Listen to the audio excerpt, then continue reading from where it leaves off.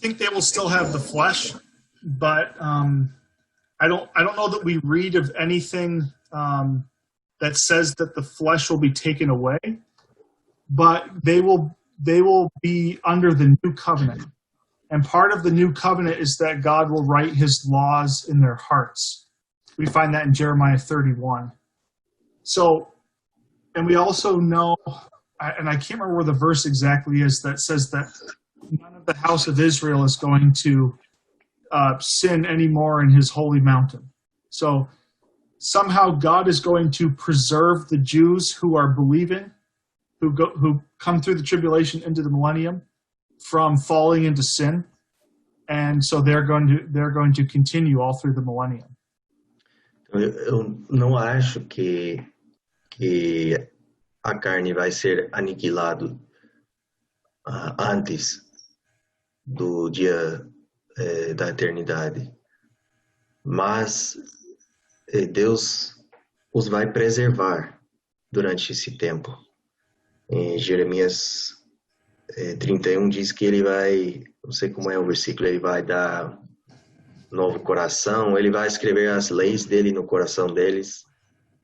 A pergunta basicamente seria se eles vão ainda, os que foram salvos durante a tribulação e entrarem no milênio, se eles ainda vão ter possibilidade de pecar durante o milênio, ou se eles vão já terem corpos glorificados quando entrarem no milênio. Corpos glorificados, eu creio que é um privilégio do cristão somente. So I believe glorified body is a strictly Christian privilege. Yes. Yes, that's right, I believe.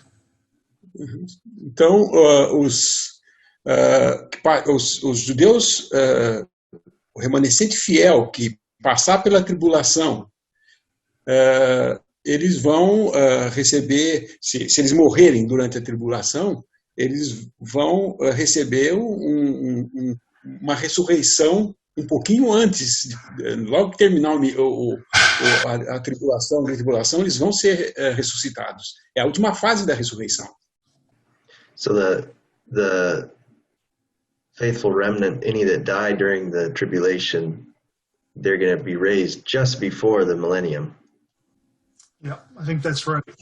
And that's why it says, is it in 1st or 2nd Thessalonians that he comes with all his saints? É por isso que diz 1ª ou 2ª Tessalonicenses que ele vem com todos os seus santos. So he's not going to leave any left in the grave that are his own when he comes and has his kingdom. They're all going to be raised to reign with him. Então ele não vai deixar ninguém que é dele nessa época quando ele vai vir para reinar. Vamos todos reinar junto com ele, todos os santos. Porém, o remanescente fiel que passar pela tribulação e estiver vivo, não morrer, ele vai entrar no reino milenar, mas ainda com a possibilidade de pecar. Mas como o irmão falou, como eles são remanescente fiel, Deus vai guardá-los de não pecar, porque o pecado não vai ter perdão no milênio. So those that do not die, but they enter directly into the millennium, they'll enter with maybe the potential of sinning, but God is going to keep them during that time. And because we know that those that sin will be cut off. Yeah, that's right. A próxima pergunta é parecida. Ele pergunta se no estado eterno os judeus ou gentios que forem transladados vão estar com corpos naturais ou glorificados. So the second question, or the next question is similar. The Christian, or the Gentiles, Jews that died and were raised again for the millennium, will they have natural bodies or glorified bodies? Foi isso, Jorge? Não, seria no estado eterno, depois do milênio, os que estão salvos durante o milênio. So, is he saying... No, I got it wrong, but Okay. I'm at like 1% battery right here in my head. So, those that are saved or those that are on the earth during the millennium make it to the end of the millennium. They enter the eternal state. Will they enter the eternal state with natural bodies or glorified bodies? Boys? Okay. I don't know that we are told exactly, but if you read the description of the eternal state, there's no sin at all.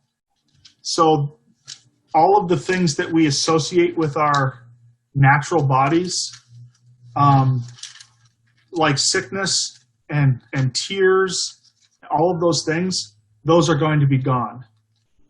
So I don't hold exactly all that is going to change with the bodies of the saints who go into the eternal state, but we know that all of the problems and the bad things about our natural bodies, for them, they won't have those. Não sei se a palavra diz exatamente como vai ser o corpo dessas pessoas, mas sabemos sim que toda coisa ruim com que lidamos hoje em dia, toda coisa conectada com o pecado nos corpos físicos, toda coisa dessas vai ser tirada e não vai existir. Na descrição da eternidade que temos em Apocalipse, fala que não vai existir nenhuma coisa assim ruim. So Revelation 21 verse 4 says, no tears, no death, no crying, no pain, all those things. Então, Apocalipse 21, o versículo 4 diz, Deus limpará de seus olhos toda lágrima, não haverá mais morte, nem pranto, nem clamor, nem dor, porque já as primeiras coisas já são passadas.